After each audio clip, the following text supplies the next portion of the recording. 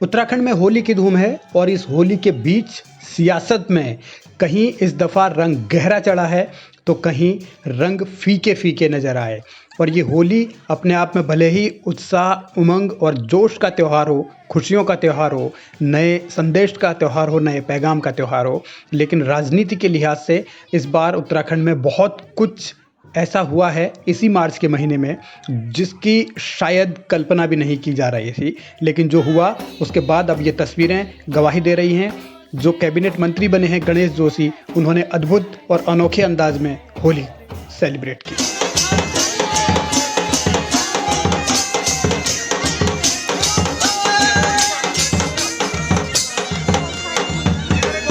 मेरी दुगनी खुशी है कि आज मेरे जैसा भारतीय जनता पार्टी का छोटा सा कार्यकर्ता आज काबीना मंत्री के पद पर आसीन है, तो मेरे लिए तो आज इस होली का एक विशेष महत्व है।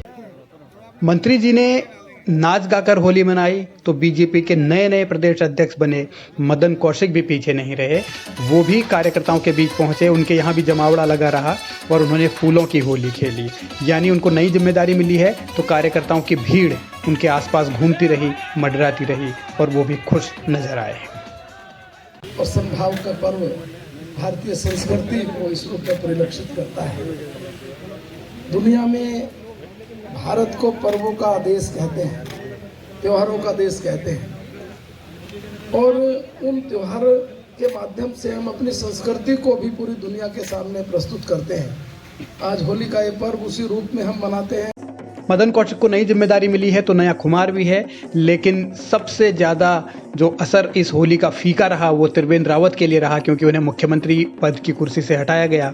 लिहाजा न तो उनके यहाँ कोई कार्यकर्ता पहुँचा और न ही ज़्यादा लोग पहुँचे। हालांकि एक जो समूह है उसके सदस्य ज़रूर पहुँचे और उनके साथ ही त्रिवेंद्र सिंह रावत ने फूलों की होली खेलकर अपना दर्द, अपना गम थोड़ा सा कम करने की कोशिश की।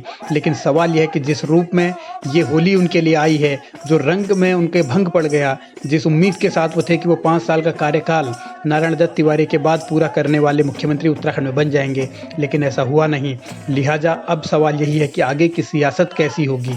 और ये जो फूलों की होली उन्होंने खेली है, क्या उनकी राजनीति में भी इसी तरीके से फूल बरसेंगे, ये बहुत अहम है। लेकिन मौजूदा राजनीति जिस दिशा में चल रही है और जिस रूप में त्रिवेंद्र रावत खुद को अभिमन्यु बता रहे हैं, या वो ये कह रहे हैं कि छल करके उनका वध किया गया है और अब प्रतिकार करना होगा, जो उन्होंने अपने कार्यकर्ताओं से डोईवाला में कहा, तो वो प्रतिकार किस रूप में करेंगे, कैसे करेंगे, इसको लेकर भी तरह तरह की अटकलें हैं, कयास हैं। राजनीतिक गलियारों में बहुत सारी हलचल है, लेकिन आगे क्या होगा फिलहाल ये तय नहीं है। मगर होली का ये मौका जाहिर है, अगर वो फूलों के साथ खेल रहे हैं तो आगे की जो सियासी बिसात होगी या 2022 के लिए होगी वो क्या होगी, इस पर सबकी निगाहें रहेंगी। लेकिन ये ज़रूर है कि उत्तराखंड की राजनीति फिलहाल अलग अलग ध्रुवों में घूम रही है और त्रिवेंद्र सिंह रावत भी जब अलग थलग हैं तो वो सिर्फ कोरोना की ही बात कर रहे हैं। जो विशेषज्ञ हैं उन्होंने 27 मार्च से और 14 अप्रैल तक संक्रमण का बहुत ज़्यादा संभावनाएं बताई हैं और उन्होंने कहा कि इस दौरान बहुत अधिक सतर्क रहने की ज़रूरत है। त्रिवेंद्र रावत ने जो बात कही है यकीनन वो बहुत गंभीर बात है और कोविड से बचने के लिए हर किसी को नियम कायदों का पालन करना चाहिए। जो प्रोटोकॉल है या जो गाइडलाइन सरकार ने बनाई है उनका पालन करना चाहिए। यही बात मुख्यमंत्री तीरथ सिंह रावत ने भी समझाने की कोशिश की। नमस्कार, आपको सपरिवार होली की हार्दिक शुभकामनाएं। होली के रंग आपके जीवन में खुशहाली और समृद्धि लेकर आएँ। कोरोना संक्रमण को देखते हुए मेरा आपसे अनुरोध है कि इस संक्रमण से बचाव हेतु समस्त नियमों का कड़ाई से पालन करें। कोविड पॉजिटिव होने की वजह से तीरथ रावत क्वारंटीन है, लेकिन उन्होंने जनता से गुहार जरूर लगाई है कि सब लोग नियमों का पालन करें। मगर क्योंकि अब ये चुनावी साल है और ये खुमारी जो होली की है ये आगे अलग रूप में सियासत के रंग में चढ़ेगी और क्या होगा क्या नहीं ये वक्त तय करेगा।